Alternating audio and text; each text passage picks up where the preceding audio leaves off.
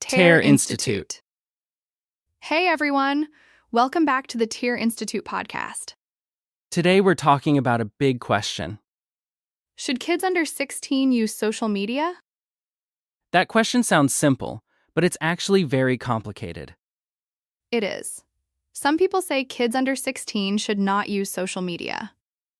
And some people say a full ban may go too far. Right. So today, we'll look at both sides carefully.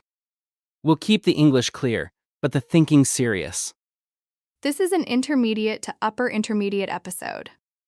So we'll learn useful words like enforcement, privacy, age checks, and responsibility. And we'll explain those words naturally as we talk. No shouting, no drama, just a balanced conversation. Exactly. This topic involves children, parents, schools, companies, and governments. So we should be careful with our words. Yes, we'll use words like may, can, sometimes, often, and in many cases. Because not every child is the same, and not every family is the same. That's a very important point. Before we begin, can we say what social media means? Sure. Social media means apps and websites where people share posts, videos, photos, messages, and comments. So platforms like short video apps, photo apps, messaging communities, and video sharing sites. Yes, though each platform has different features and different risks. And under 16 means children and younger teenagers below the age of 16. Correct. Now let's enter the news context. In recent years, some countries have been discussing stricter rules for children and social media.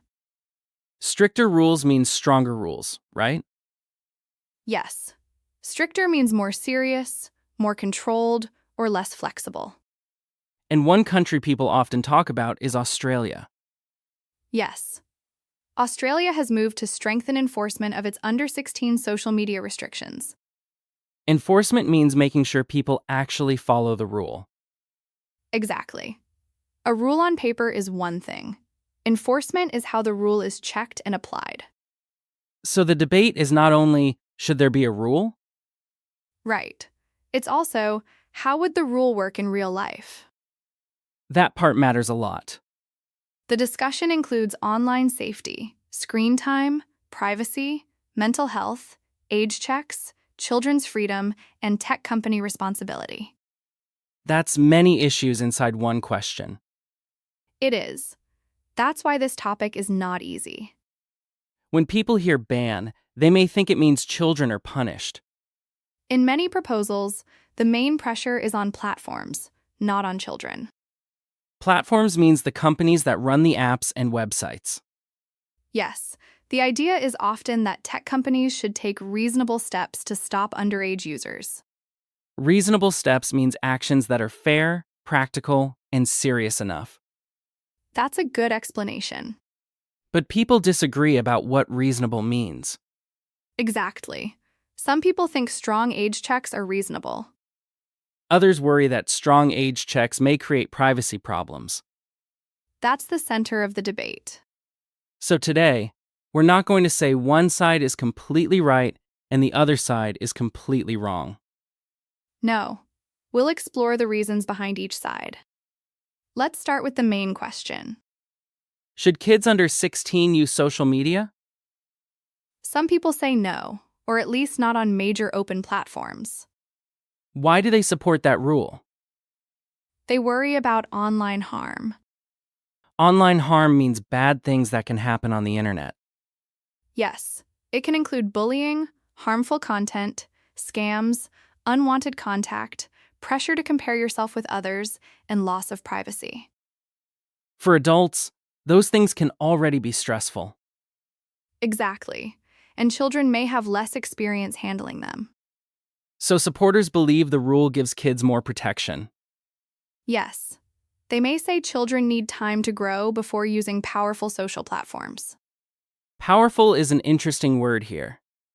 It means these apps are not just simple toys. They can shape attention, habits, information, and social life. That makes sense. A phone app can feel small, but its influence can be large. Nicely said. What is another reason people support the rule? Some people worry about screen time. Screen time means time spent looking at a screen.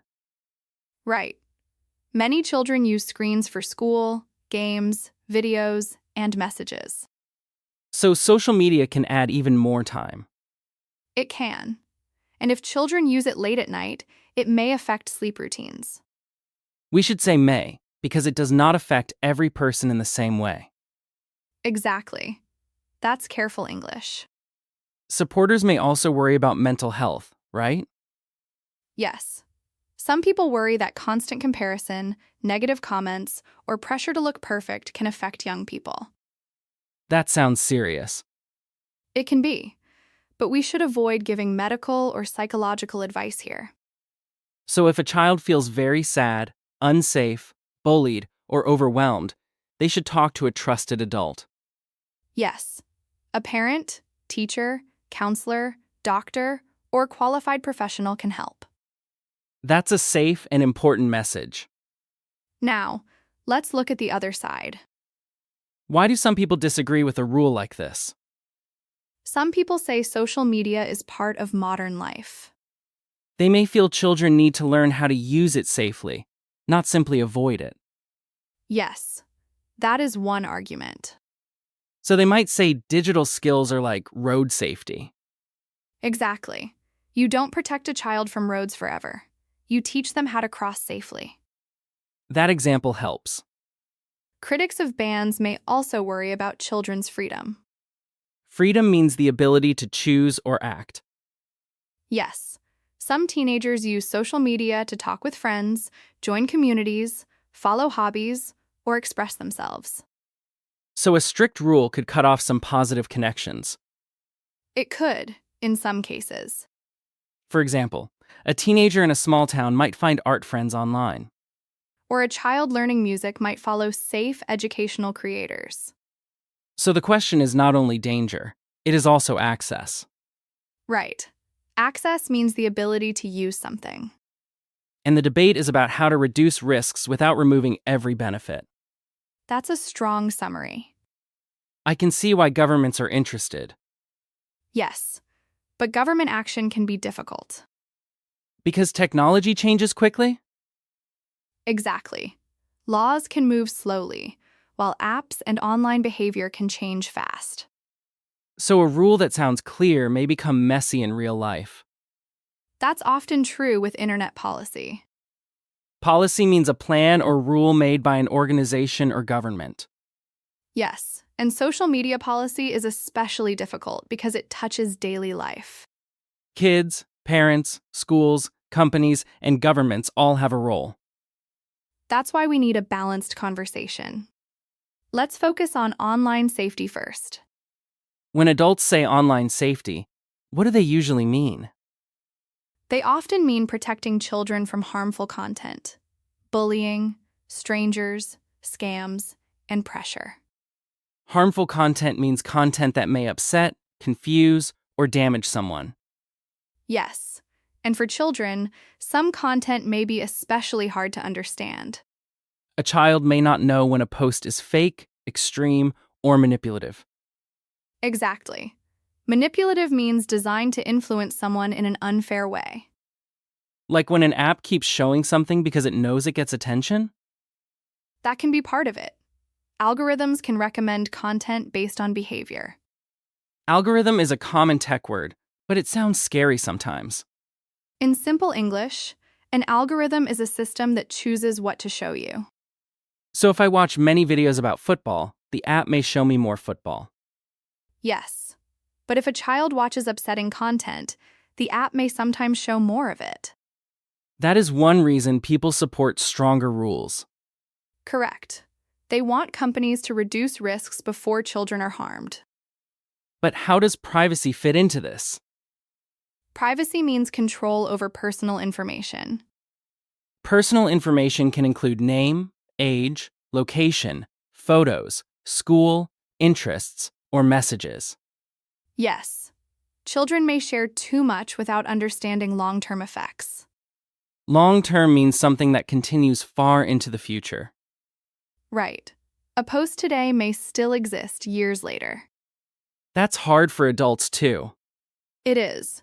And children may not understand data collection. Data collection means companies gathering information about users.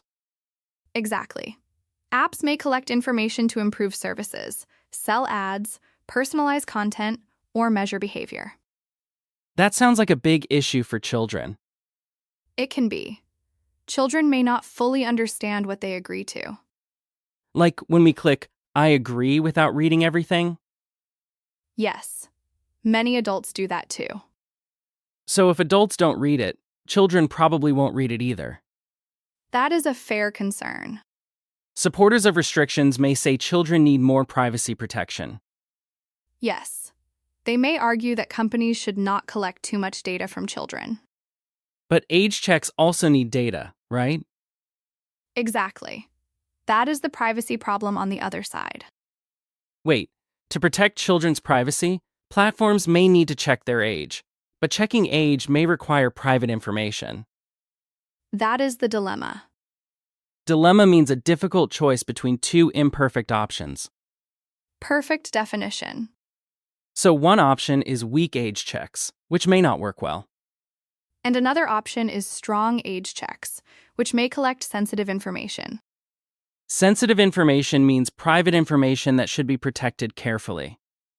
Yes, it could include identity documents, face images, or other proof. That makes some people uncomfortable. Understandably, privacy experts may ask where the data goes, how long it is kept, and who can access it. So the safety solution can create a new privacy risk. Exactly. That's why many people say the details matter. Not just the headline. Yes, a headline can say protect children, but the real question is how. And a headline can say protect freedom, but we still need real safety. That is a balanced way to say it. Now let's talk about mental health and screen time. This part needs careful language. Yes, social media may affect young people in different ways. For some kids, it may feel fun and social. For others, it may feel stressful, addictive, or overwhelming. Addictive is a strong word. It means something can be hard to stop using, even when it causes problems. We should not say every child becomes addicted. Correct.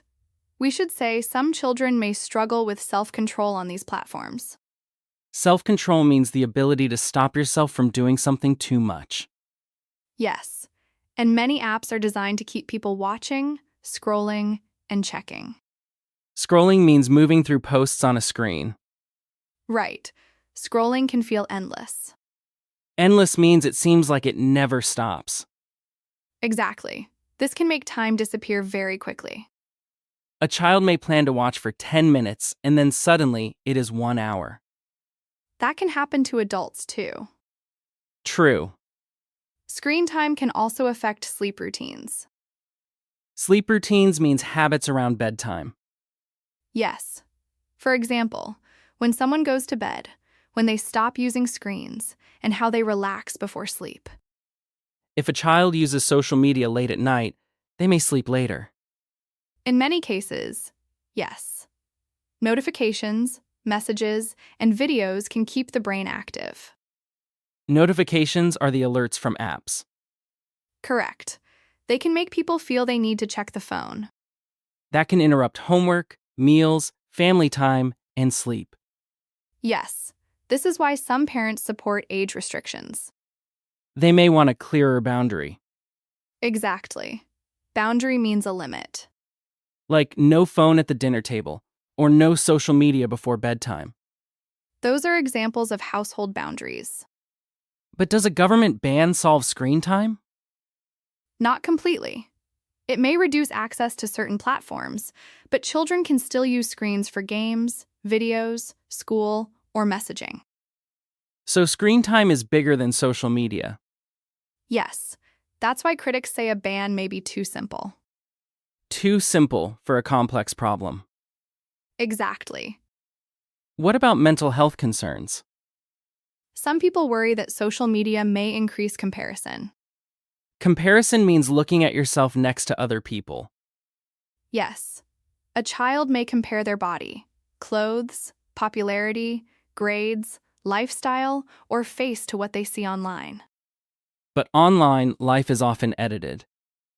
Very often, people may show only the best moment, best angle, or best part of life. So a child might compare their normal day to someone else's perfect-looking post. Yes, and that can be emotionally difficult for some young people. Again, if a child feels unsafe, bullied, very sad, or overwhelmed, they should talk to someone they trust. Yes, a parent, teacher, counselor, doctor, or qualified professional can give real support. This podcast can teach English and discuss ideas, but it cannot replace professional help. Exactly. Are there positive mental health sides too? There can be. Some young people find supportive communities online. They may find people who share their interests. Yes, art, music, language learning, sports, books, science, or culture. That can make a young person feel less alone. It can. That is one reason some people disagree with a total restriction.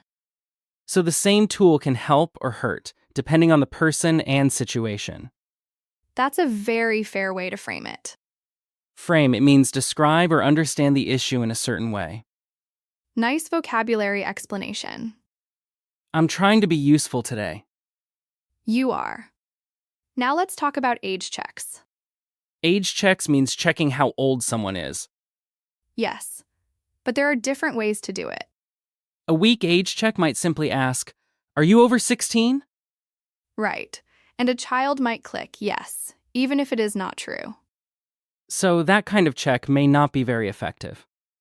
Exactly. Effective means it works well. What is a stronger age check? It may ask for proof of age estimation, or another method. Age estimation means guessing someone's age? More carefully, it means using technology to estimate age, often from signals or images. But that sounds sensitive. It can be. That's why privacy protections are very important. People may ask whether the system stores face images or documents. Yes, they may also ask whether the system is accurate. Accurate means correct. Right. If an age check is not accurate, it may block the wrong people or allow the wrong people. For example, a 15-year-old might get through, or a 17-year-old might be blocked. That is possible with imperfect systems. So enforcement is difficult. Very difficult. Who should be responsible? That is one of the biggest questions. Some people say parents should be responsible. Yes, parents can set rules, talk with children, check settings, and teach online behavior. But not all parents have the same time, knowledge, or tools. Exactly. Some parents may not understand the platforms their children use. And some children may know more about apps than adults. Often, yes. Schools also have a role. They do. Schools can teach digital literacy. Digital literacy means the ability to understand and use digital tools safely and wisely. Yes. It includes spotting fake information, protecting privacy, behaving respectfully, and asking for help. But teachers already have many responsibilities. True. Schools cannot solve the whole problem alone. What about tech companies? Many people believe tech companies have major responsibility. Because they design the platforms. Yes, they choose default settings, recommendation systems, privacy policies, reporting tools, and age checks. Default settings means the settings that are already chosen before the user changes anything. Exactly. Defaults matter because many users never change them. So if the default is public, a child may share more than expected. Yes, a safer default may reduce risk. Reporting tools are the buttons used to report abuse or harmful content. Correct. They need to be easy to find and useful. If a child reports a problem but nothing happens, the tool is not enough. That is a strong point. And government? Government can create laws, require safety standards, and hold companies accountable. Accountable means responsible for what they do. Yes, if a company breaks a rule, it may face penalties. Penalties means punishments, often fines. Correct. But government rules can also be too broad or too hard to enforce. That is the concern. A law needs to be clear, fair, and practical. Practical means it can work in real life. Yes, a law that sounds good but cannot work may create confusion. So responsibility is shared.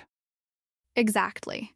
Parents, schools, companies, and governments all have different roles. And children should also learn responsibility step by step. Yes, but adults should not place the whole burden on children. Burden means a heavy responsibility or problem. Right. Children need guidance, not just blame. Now let's talk about balanced solutions. Balanced means not extreme on either side. Yes, a balanced solution tries to protect children while also respecting learning, freedom, privacy, and family differences. So what might that look like? One idea is stronger safety by design. Safety by design means safety is built into the product from the beginning. Exactly. Not added later after problems happen. So platforms could make child accounts private by default. They could. They could also limit contact from unknown adults. They could reduce harmful recommendations. Yes, and make reporting easier. That sounds more targeted than only saying yes or no. It can be. Targeted means aimed at a specific problem. Another solution could be better parental tools. Yes, but tools should be understandable. Some settings pages feel like a maze. That's a fair everyday example. A parent should not need to be a software engineer to protect a child. Exactly. What about schools? Schools can teach digital citizenship. Digital citizenship means being a responsible person online. Yes, it includes kindness, privacy, checking information, and knowing when to ask for help. That sounds useful even if a child is not on social media yet. Very useful. Children may still use group chats, games, websites, or school platforms. So education should begin before the first social media account. Exactly. Another solution could be age-appropriate design. Age-appropriate means suitable for a person's age. I explained that one myself. You did. For example, a platform for adults should not treat a 13-year-old exactly like a 30-year-old. Yes, young users may need different settings, limits, and protections. But if the rule says under 16 cannot use major platforms, then age-appropriate design may apply more to older teens. True.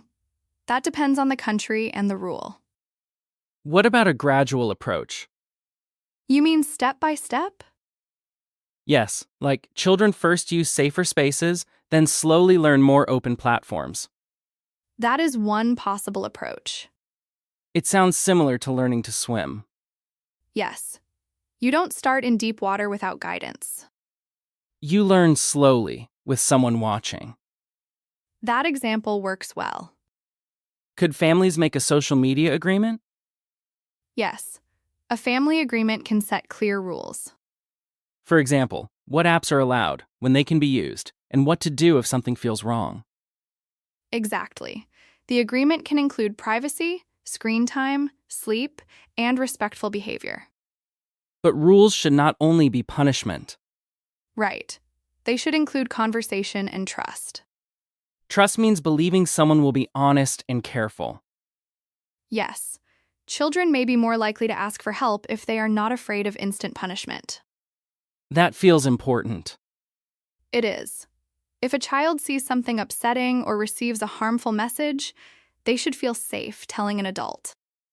And if the problem is serious, they should talk to a parent, teacher, counselor, doctor, or qualified professional. Yes, support matters. What about the government side of balanced solutions? Government rules can focus on transparency. Transparency means being open and clear about what is happening. Correct. Platforms could be required to explain how they protect young users. They could share how many reports they receive and how fast they respond. In some systems, yes. The goal is to make companies show real action. Not just say, we care about safety. Exactly. Accountability requires evidence. Evidence means information that shows something is true. Yes. But we still need privacy protection when collecting evidence. Absolutely. Safety rules should not become an excuse to collect too much personal data. So the best solution probably combines laws, design, education, family rules, and privacy protection. That is the balanced view. Let's slow down and practice useful English from this topic. This section will help listeners talk about the issue clearly. First phrase, I can see both sides. I can see both sides. This means you understand why people disagree. It is a useful phrase when the topic is complicated. For example, I can see both sides, but I think children need stronger protection. Or, I can see both sides, but I worry about privacy. Good. That sounds natural. What's another phrase? The main concern is... The main concern is online safety. Concern means worry. So we can say, the main concern is screen time. Yes. Or, the main concern is how age checks will work. That phrase helps organize an opinion. Another useful phrase is, in many cases. In many cases, children need guidance online. Nice. This phrase helps you avoid sounding too absolute. Absolute means saying something is always true. Yes. In serious discussions, careful language is important. Instead of saying, social media is always bad, we can say, social media can be harmful in some situations. Excellent, careful wording. And instead of saying, bans never work, we can say, a ban may not work well without good enforcement. That is very balanced. What about disagreeing politely? You can say, I understand that point, but I'm not fully convinced. I understand that point, but I'm not fully convinced. Convinced means you believe something is true or right. So if I'm not fully convinced, I'm not completely persuaded. Exactly. Could we use on the other hand? Yes. On the other hand, introduces a different side. Social media can create risks. On the other hand, it can help young people connect. That's a strong sentence. Another phrase is, there is no simple answer. Very useful for this topic.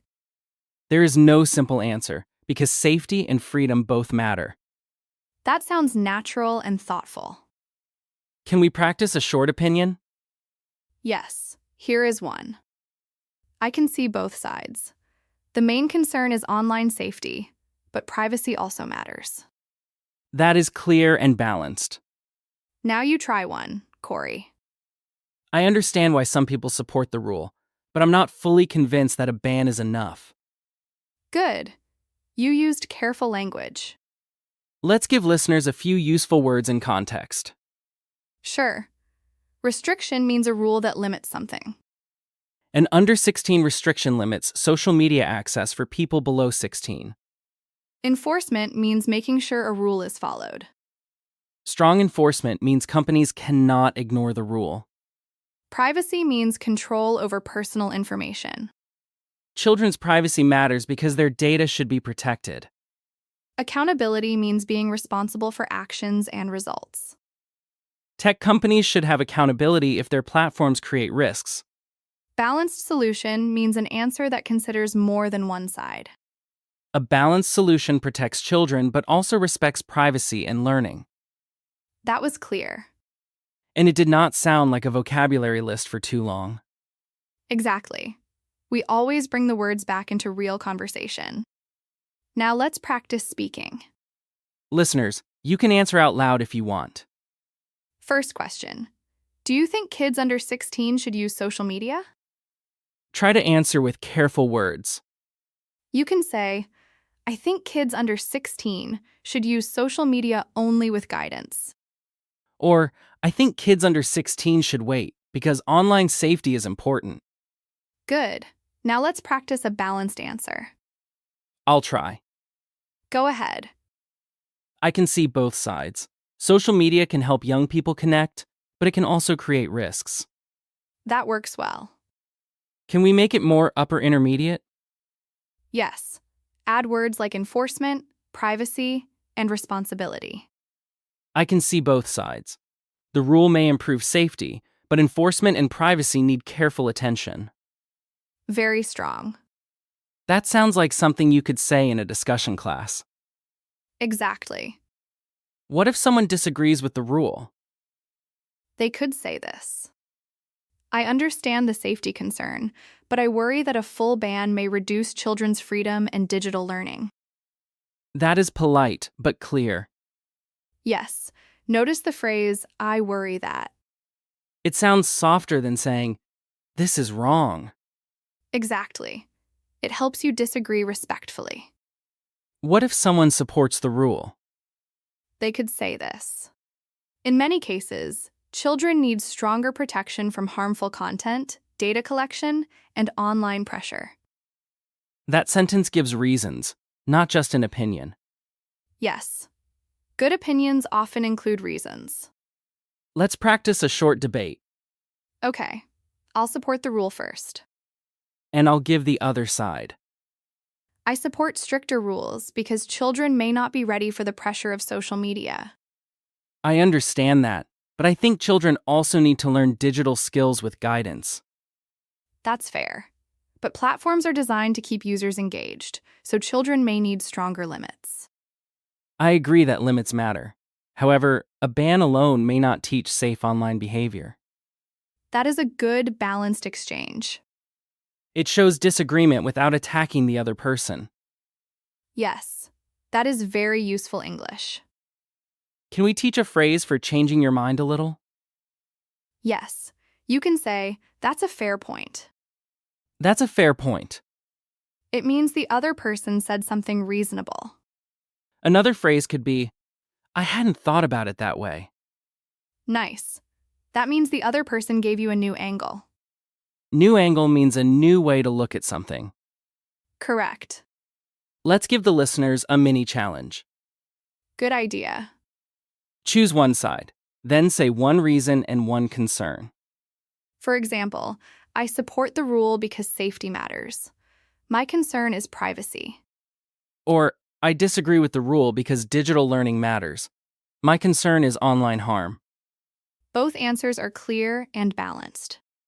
And both use careful English. Now let's move toward the ending. Today's topic was not easy. Should kids under 16 use social media? We looked at why some people support stricter rules. They worry about safety, privacy, screen time, sleep, and online pressure. We also looked at why some people disagree. They worry about freedom, connection, digital learning, privacy risks, and whether bans really work. The short takeaway is this. I'm listening. Children need protection, but protection should be careful, practical, and respectful of privacy. That feels balanced. And if a child is dealing with bullying, fear, sadness, or unsafe messages, they should talk to a trusted adult or qualified professional. A parent, teacher, counselor, doctor, or other professional can help in serious situations. For your practice challenge, try one sentence today. I can see both sides, but my main concern is online safety. Or say your own opinion using careful words. This kind of English helps you discuss serious topics without sounding extreme. I like that. Clear language can make difficult conversations easier. And careful language shows respect. Thanks for listening to our podcast. See you next time. Bye-bye.